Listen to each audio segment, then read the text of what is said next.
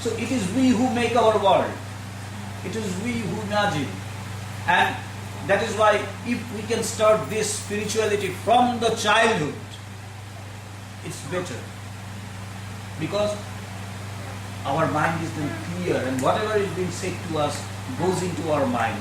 It's also said in science, that a child learns the basic things until the age of 5. Within 5 years, he learns all the basic things.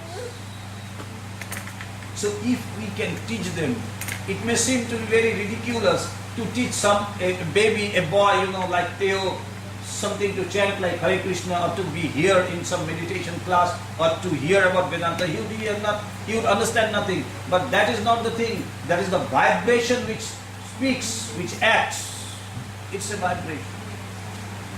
It's the vibration of the words, the vibration of the thoughts which act and which plays in our subconscious mind.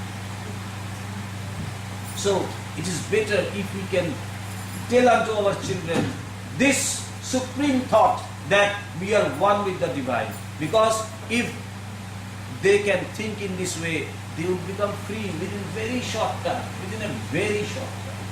Because it is our thought that is binding us. It is our thought that is making us, or that is enchaining us, which has enchained us, make us bondage, made us slave of our thoughts and desires. It is merely our thought and nothing else. Because in reality we are free. In reality we are ever divine. In reality we are ever free, eternally free. Nothing can bind us. There is no chain in the world which can bind us, because we are eternally free. We were free, we are free, and we will be forever free. But I cannot think like this for myself, because I am accustomed to think myself as limited and bonded. There is a very nice story which can explain this very beautiful philosophy, which is based, again I say, which is based purely on realization. There was a man who used to sell woods from the forest. He used to go deep into the forest and cut woods and sell it in the market. It was his livelihood. So one day, in search of wood, more and more wood, he went into the dense forest. And as he was returning, it was dark. And he had some donkeys with him, upon which carried the logs, which carried the woods. So as he was returning, it was dense dark. It was dense, it was very dark. So he thought that if there is some shelter for the night, so at least I can spend that night in the forest, because now I will lose my way. And there may be some wild animals, tigers and lions, which may eat my donkeys and also me. So he was searching for some shelter, and suddenly he saw that a light far away. There was a light. So he went in search of the light, and he saw that it was a cottage, a small cottage of a sage, of a monk, of a self-realized monk. He approached the monk. He said, "Sir, with humble respect, I beg to state that I came in the forest in search of wood, but suddenly it grew dark and I have lost my way and I cannot go back. So can you please provide me shelter for this night for me?" He said, "Okay, you can stay here, you can stay with me and you can be there." He said, "But I have some donkeys also, which carries my wood, So he said, "Okay, you bring your donkeys and you keep it here." So he went and brought those few donkeys. There were 5 or 6. He brought those donkeys and he came to the monk again. The monk offered him food for the night, and as the monk was going to sleep, the man came and said, "Sir," he said, "what happened?" He said, "I need some rope." He said, "Why? Why do you need some rope?" He said, "I have to tie my donkeys. Because if I don't tie them in the night, they will go here and there. They will stray away. They will be lost in the forest, and some wild animals may come and eat them. So I need some rope to tie them to the tree." Do you understand? Do you follow? Can you follow me? Yes. So he said, "I need some rope." Now the monk said, see, I am a monk and I don't have anything with me. I am here to meditate on the self, to realize the self. So where will I get a robe? I am not a householder that I will have everything, So he said, then what to do? But if I don't tie my donkeys, they will go away. And he was in deep trouble. Then the monk said, okay, you do one thing. You tie your donkeys every night to some wood, to something?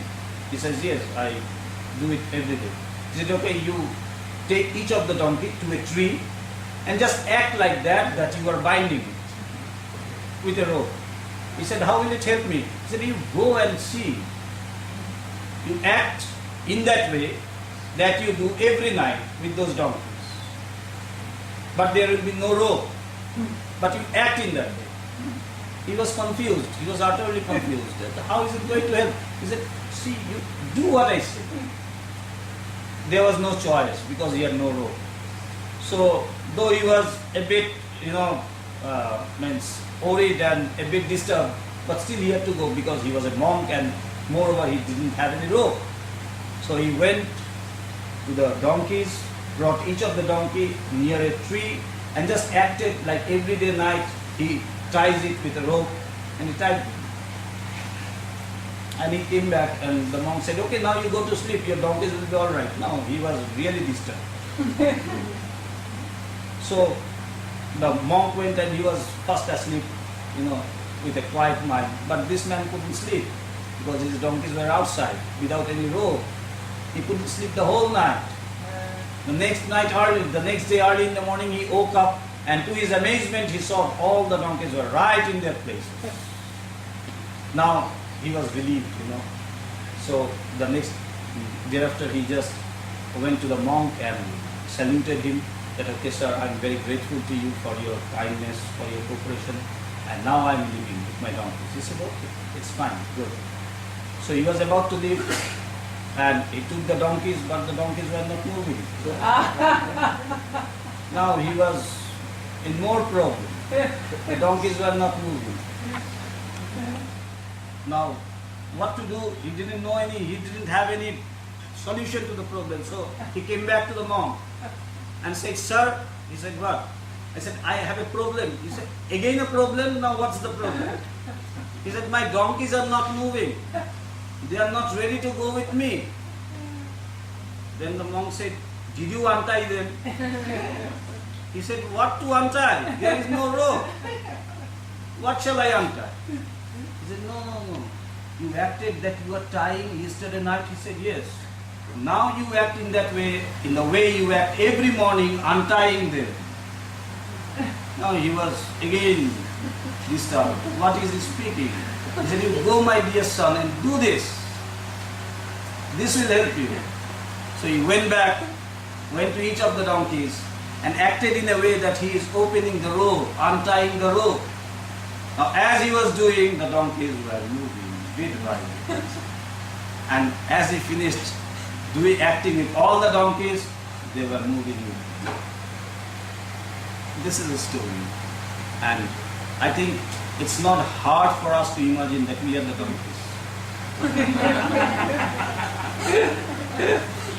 There is no rope which has enchained us ever, right from our childhood to the graveyard. There is no rope, but we cannot move. We are not able to move. So there is the Guru. There are the great souls, the self-realized souls, who speaks again and again unto us, who dings into our ear that you are eternally free. There is nothing such as bondage. All the bondage is in your mind, and no real bondage is there. We have to realize this, that exactly there is no rope. We have thought of the rope from our childhood, and the rope is there in reality for us, but there is no real rope. So what the Guru does, or what the self-realized soul or masters do, they again and again tell unto us, you are eternally free, you are eternally free, try to be free, try to be free, try to realize. What is the use of realization? I am already free, but They have to tell, because the man had to act of untying the donkeys in the morning. So the Gurus, Bhagavan has to tell us again and again, see, you are free, you are free, you are free. Try to realize that. Even if you don't realize we are free. Even if I don't realize that I am free, yet I am free. But I have to realize. Why? Because I am already realizing that I am in bondage. That is why I have to realize that I am free. But in reality, I am able. This is what.